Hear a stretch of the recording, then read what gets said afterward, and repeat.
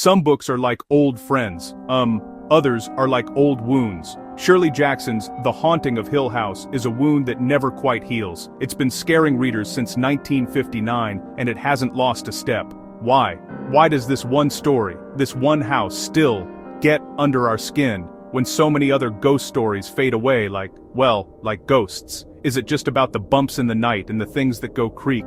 Or is there something deeper at work? Something much more human and much more frightening? I think you know the answer. Let's take a walk up the drive to Hill House together. Don't worry, I'll hold the door. This book matters because it understands a simple, terrible truth. The most frightening monsters are the ones we carry inside us, the ones that whisper our name when we're alone in the dark. Jackson knew this. She built a house not just of wood and stone, but of loneliness and longing. The setup is classic, almost deceptively simple. You have a man, Dr. John Montague, who is a paranormal investigator. He's an academic, an anthropologist of the supernatural. He wants to prove that ghosts are real. To do this, he needs a laboratory. He finds one in Hill House, a place with a dark, twisted history, known for being not just haunted, but actively malevolent. It's a house that was born bad. It sits alone, holding its breath, waiting for someone to come inside. Montague decides he's just the man to do it. He's wrong, of course.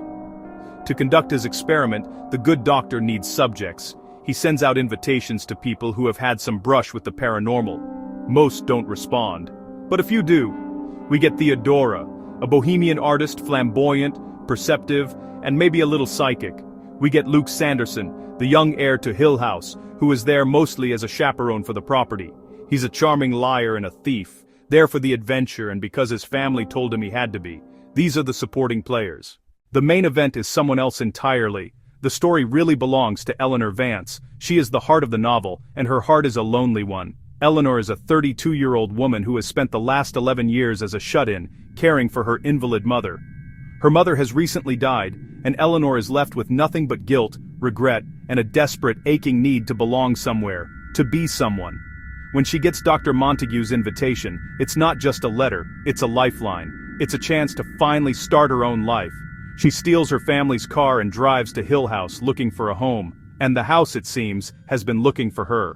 Once they are all gathered, the experiment begins. The house starts to play its games. There are loud bangings on the doors at night, strange writings that appear on the walls, and an unnerving cold that seems to follow Eleanor around. At first, it's a spooky adventure, but the house begins to focus its attention. It singles out Eleanor. The lines blur between what the house is doing and what is happening inside Eleanor's own fragile mind. The other characters watch, sometimes with concern, sometimes with suspicion, as Eleanor seems to be drawn deeper and deeper into the house's embrace. It's not just a haunted house story. It's a story about being haunted by your own life.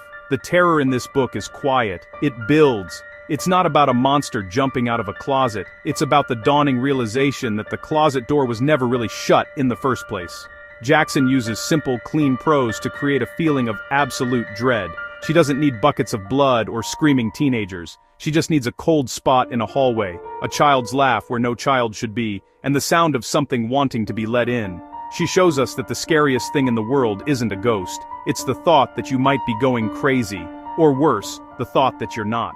So, why are we still talking about it today and always? Because fear changes, but true horror is timeless. We still get lonely. We still feel like outsiders. We still wonder if the walls are closing in. Jackson took those universal feelings and gave them a name. Hill House.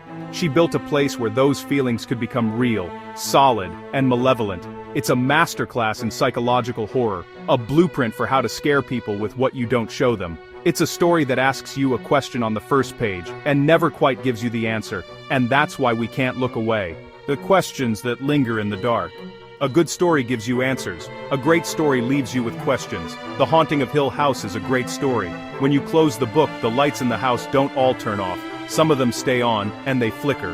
The biggest question, the one that everyone argues about, is simple. What really happened? Was Hill House a genuinely supernatural place that fed on the weak, or was it Eleanor's collapsing psyche? Jackson lets you sit with the ambiguity. They are what make it a masterpiece. If you enjoyed this little trip into the dark, do me a favor. Give this a like, and maybe subscribe for more. It helps keep the lights on.